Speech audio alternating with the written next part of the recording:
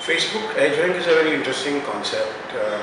To explain that, let me start with some simpler, simpler understanding. So earlier, when Facebook started, or not started, but in the earlier days of Facebook, maybe a couple of years back, a year back, some of us would have had a few friends out there, a few brand pages which we liked, and so what happened was when we went to Facebook on our wall, we would see updates from all of our friends, all of the different brand pages which pushed out updates, maybe in a chronological way. So some earlier ones would come earlier, the latest ones would come right up, but pretty much almost everything showed up. Now as we started connecting with larger number of friends, as we started liking more number of pages and applications and whatnot, suddenly there were a lot of updates which were coming on our wall. A lot of friends who were putting out their updates, a lot of brands who were putting out their updates, and if Facebook had to continue to show all of them, it was a fairly cluttered space. And then again, as users, we didn't like all of those. So we didn't like some boring stuff which kept coming our way. And so now if I have a wall where a lot of updates are there, there is a lot of stuff which I don't care about. Now what does that make me as a user think? It makes me think, oh, Facebook is so boring.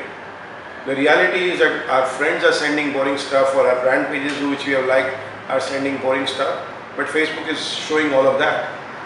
Now, in order that we don't make Facebook the villain as a user, we don't think Facebook sucks, but actually maybe some of the updates are not so good. Facebook decided to be active about it and play a role in giving you content which you are most likely to connect with. How does Facebook decide what you should see? So it had to come up with some kind of a way, some kind of an algorithm to make a choice of all those updates which your friends and which your brand pages and others are throwing out, which one should show up on your wall and which one shouldn't. That was what's now referred to as EdgeRank. So how does EdgeRank work? And essentially, EdgeRank is the way Facebook thinks about prioritizing those updates which land up on your wall. And it thinks in terms of three key factors. One factor is what we would call as a proximity. What's the nature of connect you have with another friend or with a brand page whose update you are getting. How does Facebook know about the closeness? It's not that your wife or your boyfriend or your girlfriend it's not about the relationship. It's about how you engage with the other person's updates. So if a friend has thrown an update and every now and then you feel it worthwhile to comment on it or like it or share it, Facebook reckons that you like this person's updates. Similarly, if a brand page has been sharing content and every now and then you feel it worthwhile to comment on it or share it, do something about it, engage with it, Facebook reckons that you also have a connect with that particular brand's content. So that's closer.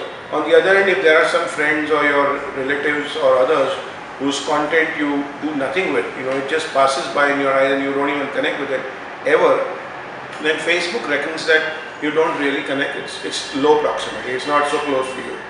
So that's one factor. The one where you engage or connect with the more, that's given priority.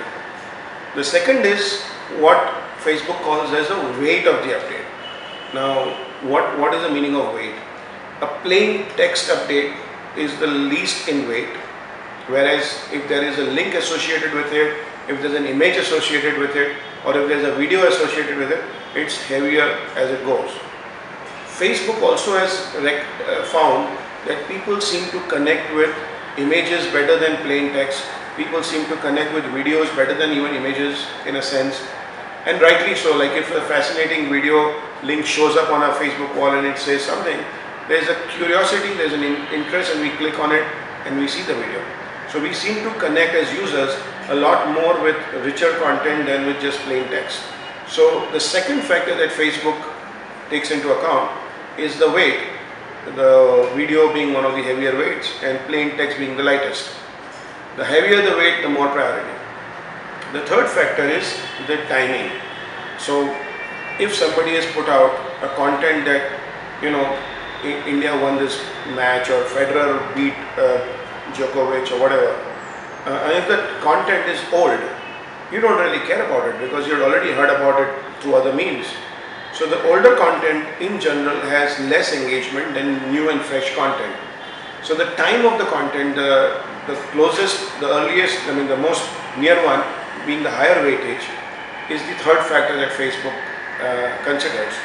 So a kind of a combination of the three factors, how close or how engaged you are with the particular content or the particular source, what is the weight of the piece of content, and how early or how most recent the content is. These three factors put together generates a edge rank factor for a piece of content, and the higher the edge rank, the more chances of that content showing up on your wall. So if on your wall, if you are seeing 20 pieces of content at any point of time, they have made it out of the thousands which were out there from your friends and your brand pages and all.